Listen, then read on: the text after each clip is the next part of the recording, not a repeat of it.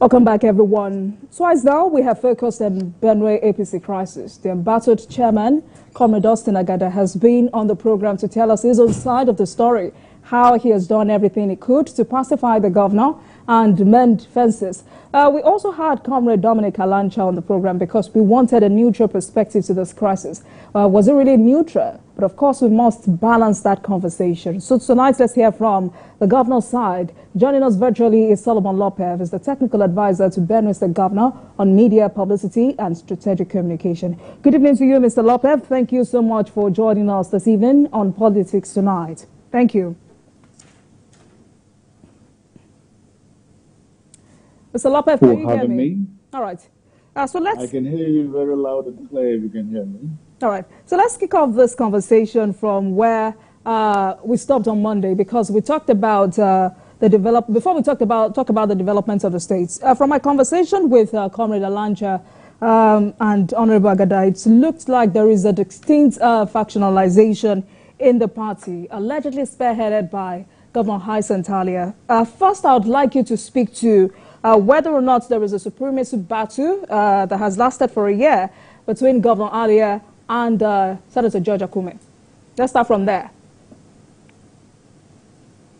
Well, I don't. Well, thank you very much, first of all, for having me on the program. But I don't think I understand the meaning of supremacy when you talk about battle for supremacy in Benue State. There is nothing like that in Benue State. The governor is the governor of the state and the leader of the party in the state, and the distinguished Senator George Akume, the former governor of Benue State, is the secretary to the government of the federation, and so all of them have two distinct jobs that they're doing.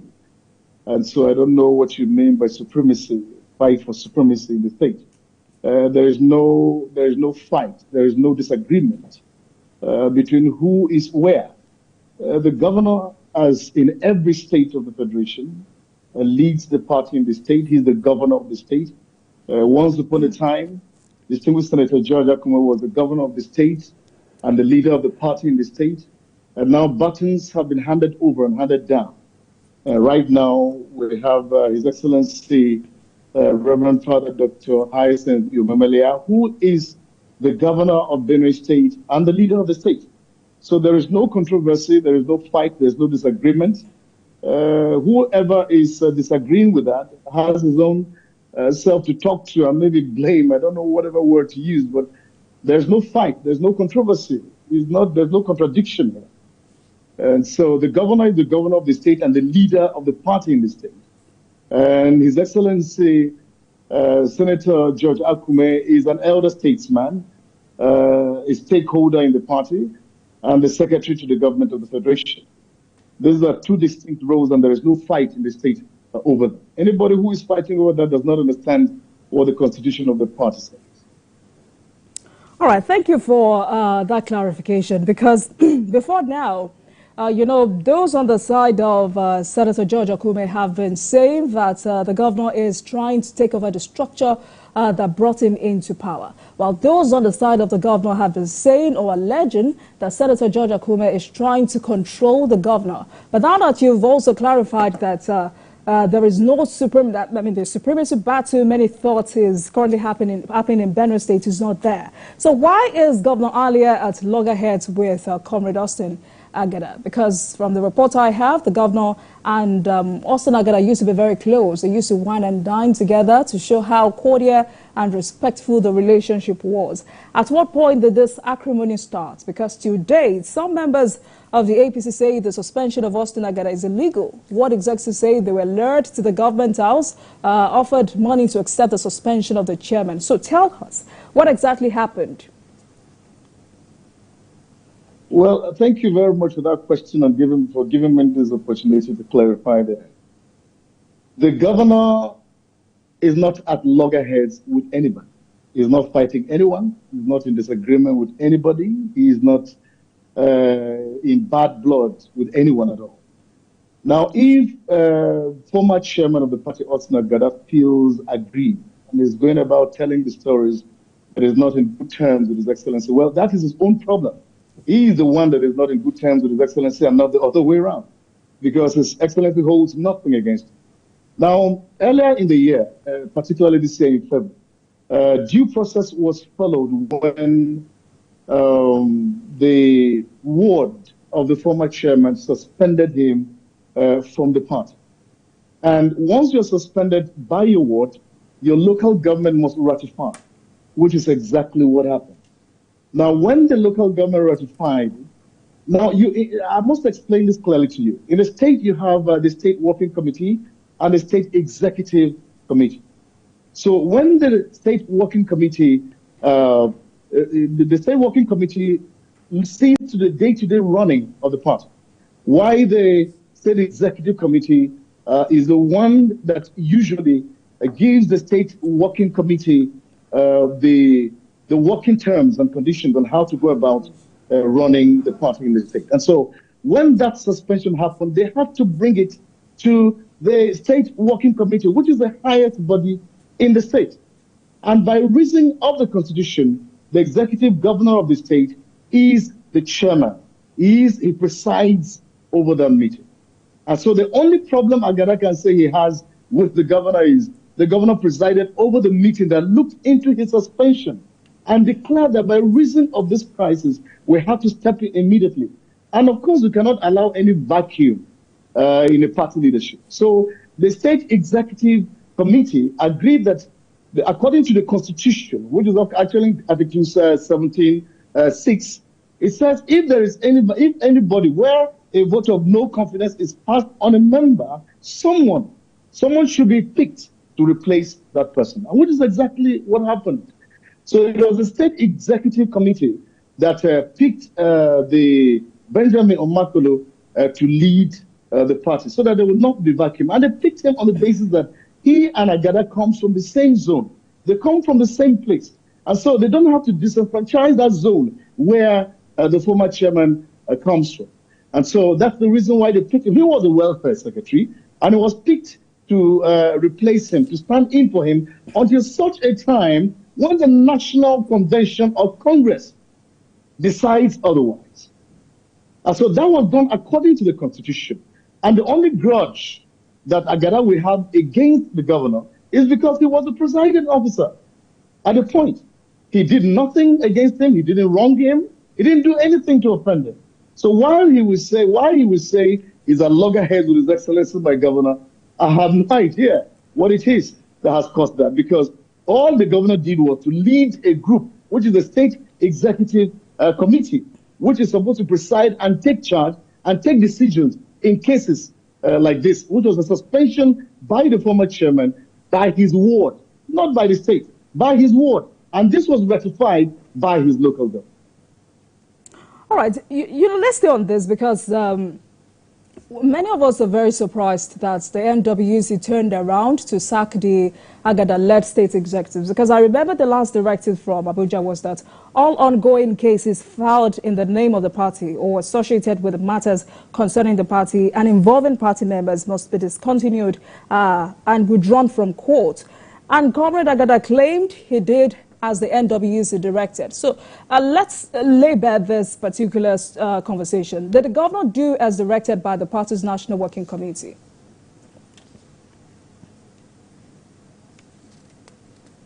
Did you get that, Mr. Lopez? Now, let this be clear. Okay. Yes, let's get this very clear. The governor does not act on his own accord. He does not take his own decisions. He doesn't work by his own mind. He does in the party what the party constitution requires of him to do. Now, you know that the National Executive Committee is the highest body within the party. You also have the NWC, which sees to the day-to-day running of the party at the national level. And so when the National Working Committee looked into the matter, it discovered that it was indeed a crisis that was tearing the party apart. Now, the National Working Committee in itself does not have the authority to take the decision to dissolve any organ of the party. The only authority, the only body that has that authority is the National Executive Committee. Now, let's take you back a little bit. Somewhere to the build-up of the 2023 elections, the National Executive Council authorized the National Working Committee to take decisions that are urgent, that needs attention urgently before the National Executive Council meets. Now, this council meets every 3 months. Now, when they mandated them, they have been looking into the crisis in Benue, and they have the authority because they have been mandated that where they sit, that's under Article 13, Section 3B, it mandates them to be able to set up a committee, set up a committee to overlook the affairs of the state. If they feel threatened, if they feel that the party is threatened in the state, which is exactly what they did. They didn't do anything contrary to anybody's instruction. They didn't do anything contrary to what the Constitution says. All they did was to obey Article 13, 3B, which says that in case of any disagreement, it confers that authority on them to be able to dissolve any organ of the party, provided it is in compelling interest of the party to prevent the party from falling apart. So they have the constitutional right to set up a committee, and which is what they did. They said, okay, Agada faction is fighting, the Omakolo faction is fighting, so what we're going to do is dissolve both of them and set up a neutral committee that is going to see to the working of the party. So, Mr. Lopev, are you confirming to us tonight that... Mr. Lopev, let me come in here. Are you confirming to us tonight that a committee has been set up to look into this crisis? A committee has been set up by the National Working Committee of the party, as authorized by NEC. And what I'm talking about is the Benjamin Omakulu-led caretaker committee that has been set up by the NWC as authorized by the NEC. That's the committee I'm talking about here, that is going to run the affairs of the party to stop it from falling apart, to bring the warring parties together and to ensure that the party runs smoothly. Okay, so I'd like you to talk to us about why you thought, why this turnaround of events. How did the National Working Committee of your party come to a conclusion that Austin Agada should step aside?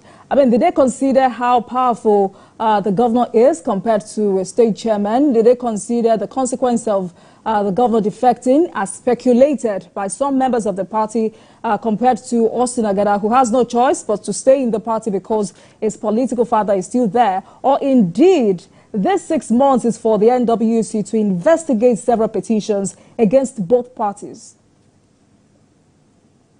Well, I am surprised you speak to the fact that the National Working Committee or the National Executive Committee may be afraid of the executive governor of Benue State. I don't think that's the situation here. They're only doing the right thing. You are talking about members of the National Working Committee, some of which the chairman, of which is a former governor of Kano State. And so is it because he has not been a governor that is going to be afraid of the present governor? There's no reason for that. They're talking about high members of the party who have held several positions in this country. And so you are not talking about someone being scared of another. That's not the situation. They only followed due process because they have been mandated, as I told you before. According to Article 13B, 3B, it mandates them that where the party is falling apart. And because Austin Agada has refused constantly to accept the decision of the State Executive Council, he has divided the party at every front. He has carried one faction to one side, leaving the other faction here. And so the National Working Committee, by the authority of NEC, felt that the party's unity is being threatened in the state. And so there's a reason to do that. There's need to do something about it. That's the reason why they stepped in. There's no other reason beyond that. You know, I said that because, there are those saying Benjamin Omakolo is loyal to the governor. And, if the NWC wanted to make it, resolve this crisis, the committee of the caretaker committee should have been neutral individuals. So, that was why I made that remark. But I also need some clarification on how the NWC came up with this caretaker committee. Help us with this clarification, because there's been several speculation, like I said earlier. So how true is it that Governor Alia selected the chairman and 3 other members, while Senator Akume appointed the secretary and 2 additional members. How true is that?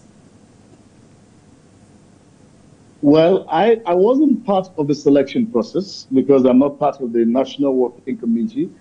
I'm just a media aide to the governor.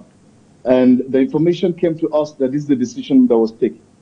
Now, I can assure you that the decision was taken based on the good faith for the state and nothing more than that. I'm not sure where the selection process took place, and I don't know who was there to say that my governor brought 3 people and Akume brought 2 people and this one brought this number of people. I'm not sure. But I can tell you that all members of the party, all members of the caretaker committee, as I know them, are neutral in this. They don't belong to this faction or that faction. They're not loyal to the governor or loyal to Akume or loyal to. I don't know of this. All I know is this: they're very neutral people that have been brought on board to steer the affairs of the party within the next 6 months. So whoever brought about the division of Senator Akume brought this, Governor Alia brought this, and all of that. Maybe they should explain to us better. The honors doesn't lie on me to explain that. They should be the ones to be explaining that. So what do you hope, or what do you think this new caretaker committee would achieve in the next 6 months? First of all, what they are doing is making sure that they bring the warring parties together. That's the number one thing they're doing. Bringing the warring parties together to make sure that there is peace amongst everyone in the state so that the party can move forward. So they have been working towards calling everyone to a round table to make sure that nobody is moving to one direction and another direction and leaving the party in disarray. And so that's the first mandate there. And then the number 2 thing they're doing, as it is now, is working towards the local government elections that are coming up sooner than later. And so they are also working on that as I speak to you. And they have a core mandate, which I told you earlier, to unite the party. And that's exactly what they're working towards. So whatever decision they take, whatever they do, is for the interest of the party. You know, the party is supreme. So what they are working on is to ensure that the party is not divided. The party is united moving forward. So tell us, when is the local government primary election? Because I know Austin Agada's faction just concluded its own primary election ahead of the October local government poll. 23 chairmanship and 276 councillorship candidates have been nominated. So when is the local government primary election of the governor's faction? I love when anybody says there has been primaries in the state, because I don't think anyone has videos or pictures to show, or any media house is going to come out to tell us that they covered primaries that took place in the state, or if they have the backing, because they cannot do any primaries in the state without the backing of the National Working Committee. If that primary had taken place, I'm sure information would have come to us from that point that primaries were allowed to be conducted by a faction of the party. I don't see the National Working Committee sanctioning a particular faction of the party to conduct primaries when they're making every effort to unite the whole party and bring them together. And if anybody is thinking and reasoning, you should know that the National Working Committee just set up a caretaker committee to overlook the affairs of the state. So they won't be giving mandate to one section that is not answerable to the present caretaker committee to conduct any primaries. So I usually ask for videos. Maybe if I saw videos of the primaries, or maybe if I saw pictures, or maybe if there was any media house that came out to say that, okay, primaries held in so and so local government, these are the number of people that participated, this is the person that came out, and there's evidence. Because in my own local government, I come from Conchia local government area, nobody has told me that kind of thing took place. And so I won't be able to speak for that. But we're looking forward to the timetable that is going to be released by the Benjamin Omale-led caretaker committee, which is going to be sooner than later, because the candidates, contestants rather, have begun to buy forms already. Those going for chairmanship and those running for councillors and all of that. They have begun to purchase their forms with the organizing secretary of the caretaker secretary of the party, James Obuga. That is happening as I speak with you. And so we're looking forward to when the full timetable will be released. After that, I'll be able to tell you when the primaries are coming. All right. Mr. Lopez, some allegations have been leveled against the governor, and I would like you to help us with the true situation of things. Let's start with the state rerun elections for Guma 1 constituency. Did Governor Alia work against the victory of APC candidate, Tewase Uche? There are allegations that the governor funded the election, or the election of the local government of the Labour Party candidate in that constituency. How true is that? These are very funny allegations. I've been in the media practice, my dear sister. I've been in the media practice for the past 28 years, and by the mercies of God, we have been in this industry over this time. And we know that the media believe in objectivity and evidence. Absolutely. And so if anybody brings any allegations of that sort, I think evidence is much more than hearsay, because a good media house like yours, I believe very strongly, does not depend on hearsay. You depend on evidence. So if yes, anybody and that's why you're here tonight, governor, to help us with the true situation of things. Yes, and that's exactly what I'm saying. Because His Excellency the Governor is a committed member of the party. He's passionate about the party. He has worked for the party. As a matter of fact, let me tell you this without mixing words. In 2023, during the election, if not for the Executive Governor of Benue State, Reverend Father Dr. Hyacinth Emmanuel, most of the people who won these elections wouldn't have won the election. He was very instrumental. He was very influential. He contributed 90% to the success of everyone who won elections, because he believes in the party. What he told everyone was elections should be conducted, and officials should be voted from top to bottom. So from the president to the governor to the senators to the House of Reps to the House of Assembly, all elections were to be APC from top to bottom. And you saw the result in Benue State. So how could he just turn around all of a sudden and begin to sponsor another candidate? Does that make sense? That doesn't make sense anywhere. That the governor will suddenly, just because of one candidate, turn against the party. So I would like to see that evidence where such a meeting between the governor and the Labour candidate took place, where the transaction of the money that exchanged hands between them took place, and how he told, whatever influence he had over that election. You know, I asked that question because many say that incident was one of the many reasons this crisis escalated.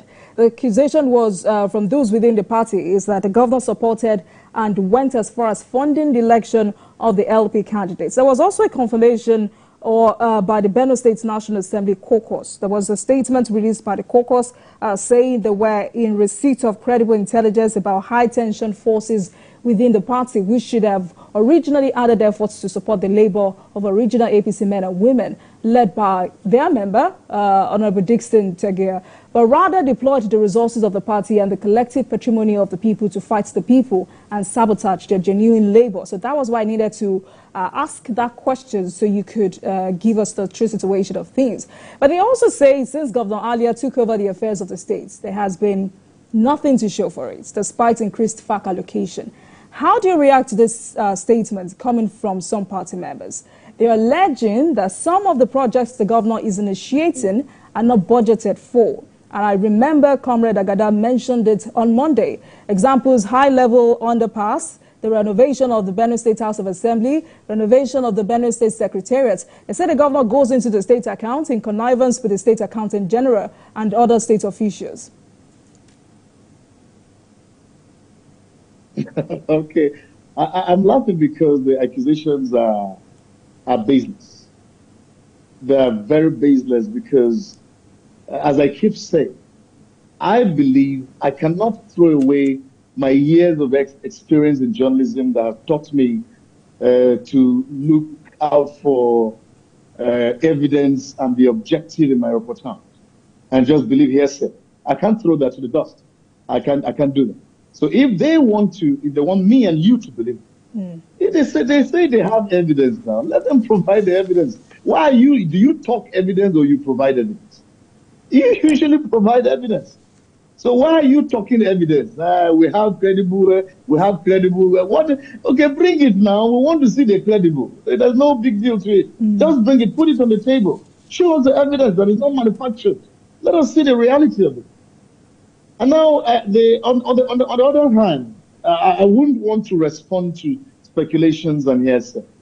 What I would like to respond to is evidence. So if they can provide the evidence they say they have, then I'll be willing to engage them one-on-one. And let's have that discussion. I challenge them. Let them come forth. On your station, for instance. Let's talk about it. If they have the evidence, let them provide it. But they won't provide it because But you also have evidences to show that this project I have mentioned were budgeted for. I didn't quite get that question. Did you get my question? So I wanted to know if you also have evidences to show that this project I've just mentioned were budgeted for. I don't understand when you say we're budgeted for.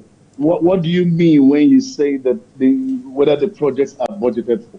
Okay, so I'm sure you heard my question before now, where I said there are allegations that the project or the governor is initiating projects that were not budgeted for. I mentioned high-level underpass, the renovation of the State House of Assembly, renovation of the Benue State Secretariat, and they say the governor goes into the state accounting connivance with the state accountant general. And you're asking them to come forward with evidences. And I'm also asking, that's a challenge to them. Can you also prove that this project were budgeted for? Now, let me tell you this without going into the fights or pull and tear with anyone. The only challenge, the only problem that any of these people we have against the executive governor of Benue State is he has come to provide dividends of democracy to the people. And they are not happy about it. Benue State has suffered so much in the past. It has been in deficit. It has been in, infrastructure deficit. It has been all kinds of deficits you can think about in the education sector, in the health sector, as if there was nobody in charge of the state in the years gone by. And when His Excellency came on board, he decided that the people of the state must enjoy the dividends of democracy. Now, if you came to Benue before now, my dear sister, you would think that Benue is a glorified village. There were no street lights. There were no roads. The hospitals we had then were more of death traps because anyone, for instance, who went to the Benue State University Teaching Hospital was a dead man on arrival. So if they took you there, your people started praying for you because they knew you may not come back alive. Now, the State Assembly complex was an eyesore. The Civil Service Secretariat, the State Secretariat was uninhabitable because civil servants couldn't even go to work.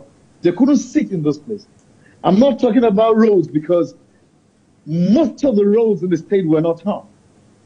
So when His Excellency came on board, he decided to make sure that he provided everything the state needed, beginning from recovering the infrastructure deficits. So he started setting up roads. And I can tell you this, if they say that the governor is doing nothing in the state, how do you describe a governor who has done 32 roads within the state capital in less than 1 year? And about 22 other roads are ongoing in other urban cities across the state. How do you describe a man who has awarded 52 roads in the rural areas, some of which have been graded and they're working on the road? They're working on them already. How do you describe a governor who turned around the health sector in less than 6 months on arrival? How do you describe a governor who made sure that the agricultural sector that was totally abandoned, that farmers were no longer getting the fertilizers, it was turned around in less than 6 months of his arrival in office? And he has set up measures to make sure that the food basket becomes a food basket indeed. If you describe such a governor as someone who is not working, then I agree with you.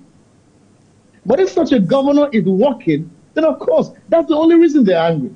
Why they are angry is because they want the governor to bring everything to the table, that every allocation that comes in, they want to share it on the table. Okay, take your share, take your share. And the governor says, no, it doesn't happen like that. Thousands of people came out to vote for the governor, unprecedented. And he took that as a covenant with the people to make sure that they enjoy dividends of democracy. So why would you want to stop that? Anybody who wants to stop that is against the goodness, the people of the state. And the governor is saying this cannot happen. These people must enjoy the dividends of democracy. Is that wrong? Mr. Lopez, you know, I'm not hearing this for the first time. I'm not hearing this for the first time. And I've also put you to Comrade Ageda, who claimed that situation didn't happen. But, I mean, you didn't answer my question about whether or not this project I've mentioned were budgeted for. But now that you're talking about development of Benue State, I remember Father earlier described Benue State as being an intensive care unit. I'm sure that necessitated the policy developments built on 7 cardinal pillars.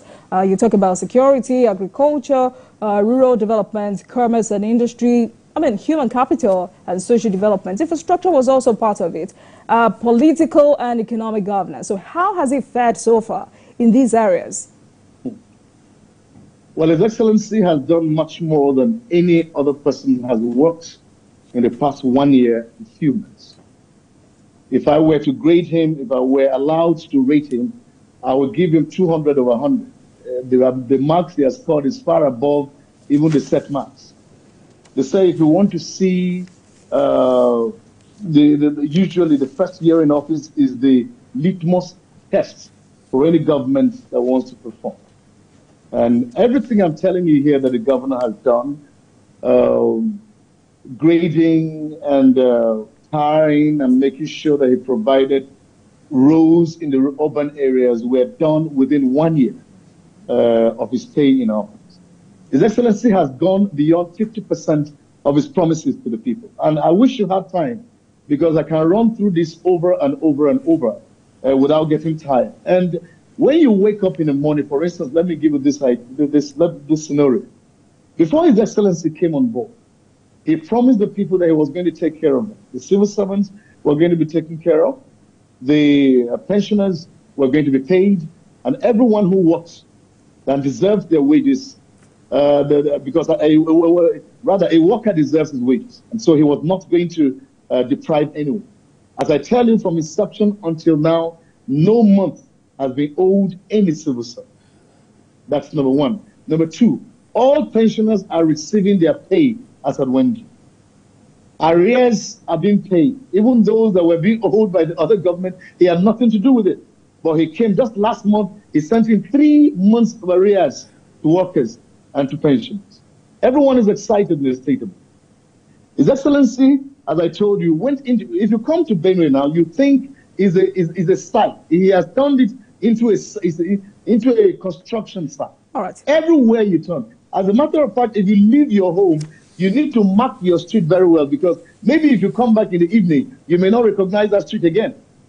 Because the man is working tirelessly to bring the state to where it ought to be. I told you, my sister, before now, Benue was looking like a glorified village. If you come to Benue now, you rather prefer to go about in the night than in the afternoon, because there are street lights everywhere. The hiding places where robbers and pickpockets and all of that used to hide, and petty thieves used to hide. There's no more room for that, because everywhere is bright and shining. All of this is done within 1 year. All right. His Excellency has set up modalities to ensure that everybody, every farmer gets fertilizer as and when due. And this has already happened twice within his year in office. All right, Mr. Lopez, let's go on a break. And when we come back, we'll talk about insecurity. Please stay with us, everyone. Welcome back to Politics Tonight, everyone. And our focus tonight is on the ongoing APC crisis in Benue State. And I've been speaking with Solomon Opev. He's a technical advisor to Benue State Governor on media, publicity, and strategic communication. Mr. Opev, thank you very much for staying with us tonight. Let's move on with this conversation quickly because of our time. insecurity remains a big challenge in Benue State. You must agree with me that the governor cannot do it alone, and that's why the state has representatives at the state and federal level.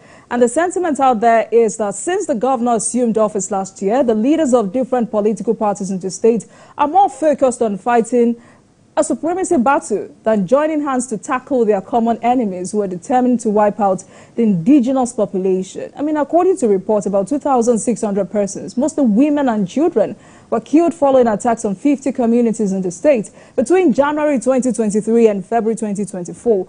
And during the last attack in Ukum, I mean, very sad situation. The wife and 2 children of a district head were burnt to death. What is the governor doing to secure Benue State? Well, thank you very much for that question. His Excellency, I can assure you, is not resting on his oars to ensure that security returns to the state. We have peace and quiet. And you will notice that there has been relative peace since His Excellency came on board as the governor of the state, because they have been making every effort possible, meeting with the stakeholders, meeting with the relevant bodies to ensure that security returns to the state. And before I go any further, I'd like you to realize that insecurity is beyond just Benue. Insecurity is what is bedeviling even the whole country. The whole nation is thrown into a state of insecurity, internationally as well. Just recently we heard about, today I was reading about 3 students that were killed in school in Yobe State. We had an emir that was killed recently. You heard about that. We had about 150 people that were taken and captured elsewhere. So where the insecurity is being fought at every front across the nation. So it's not peculiar to Benue. And in Benue State, His Excellency is doing everything possible to make sure that peace returns to the state. And now there are issues, as you mentioned, about stakeholders cooperating and putting their hands together to make sure that security works in the state. It's not a one-man business. So as you said, right, well, for instance, when you take a look at a situation, for instance, the crisis that happened recently when protesters went to the street, which, by the way, Benue did not participate, which is a big plus to His Excellency, the governor of Benue State. But during that crisis, during the protest, people came out to protest and hoodlums, and other people hijacked the process and turned it into something else. It became bloody. Some people lost their lives in the course of that. So when things happen in areas, people like to take advantage of the situation. This could happen in communities as well. So when outsiders are attacking certain places, people within that area may also want to take advantage of those who are criminals. And so that's where people within the area, the stakeholders within that place, the political electorates, I mean, those who have been elected in that area, that is where they come together and join hands with His Excellency, I mean, or any leader at all, to make sure that security, normalcy is brought to the place.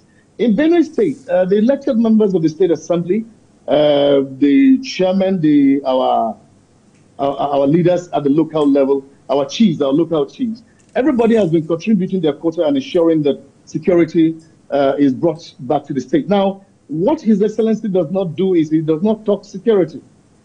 He believes that security is not what you talk about. Security is what you do. So he is doing security. And no reasonable government will come out to the public and put out their one-on-one, this is what we're doing, this is what we have done. But like in a situation where you mentioned, His Excellency intervened immediately.